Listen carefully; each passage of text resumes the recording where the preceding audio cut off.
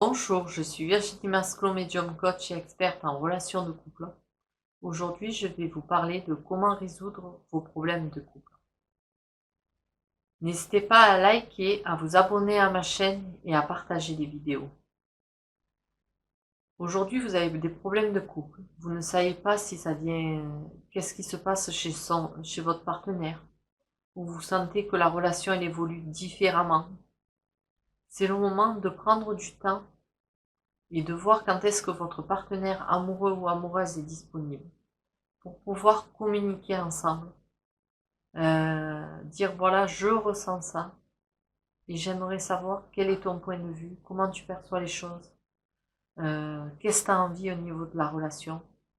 Et selon les questions, selon ce que vous allez dire pendant cette discussion, il va falloir stopper à un moment donné la communication, et y revenir un peu plus tard pour que chacun vous y réfléchissiez différemment de votre côté, parce que votre partenaire amoureux lors de la discussion peut vous dire des choses intéressantes qui vous aident à réfléchir et à penser autrement au niveau du couple. Donc laissez-vous ce temps de pause, c'est vraiment important. Ensuite, reprenez du temps pour vraiment discuter. Discutez également des solutions que chacun vous avez trouvées de vos deux côtés respectifs. Mettez-les en commun et voyez si là, la relation elle peut s'améliorer, si vous avancez de nouveau dans le même sens ou pas. Ça vous permettra de ne pas rester dans une situation latente ou le cul entre deux chaises de qu'est-ce que je fais au niveau de mon couple. Ensuite, si vraiment vous voulez continuer votre relation, il va falloir faire des compromis dans les deux sens. Et posez-vous surtout la question, que voulez-vous tous les deux au niveau de cette relation sentimentale? Qu'est-ce que vous souhaitez réellement mettre en place pour que les choses elles s'améliorent? Parce que c'est important que vous trouviez les solutions ensemble et pas de manière séparée. Donc réfléchissez-y bien attentivement pour ensuite vraiment être dans une action qui sera bénéfique pour tous les deux. Lors de la discussion que vous aurez avec votre partenaire amoureux, c'est important d'utiliser le jeu JE, parce que ça va vous permettre d'exprimer vos émotions, vos ressentis, vos besoins, mais à partir de vous-même.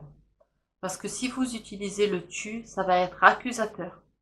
Et votre partenaire amoureux ou amoureuse va automatiquement se mettre sur la défensive.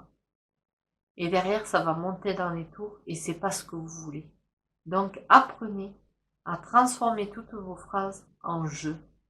Et surtout, le dernier point, évitez toute négation dans vos phrases. Donc, choisissez des mots positifs, sereins, affirmatifs. Et surtout aussi, ce qui est important au niveau du couple et qui par moments peut poser problème, c'est apprenez que chacun ait son espace. C'est-à-dire que si votre partenaire amoureux a envie de faire un sport, un loisir, laissez-lui par moment le faire seul.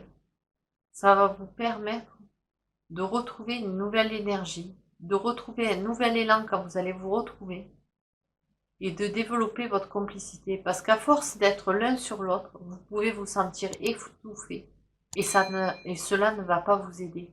Donc, essayez de mettre les choses en action dans le bon sens. Et si au vu de tout ce que vous aurez tenté, l'issue c'est la rupture, acceptez-la. Ça peut être une issue de votre problème au niveau du couple. Parce que si vous n'avancez pas ensemble dans la même direction, là le problème peut être fatal. Donc, ayez conscience de tout ça et passez à l'action pour le mieux-être de vous et de votre relation en fonction des décisions qui seront prises.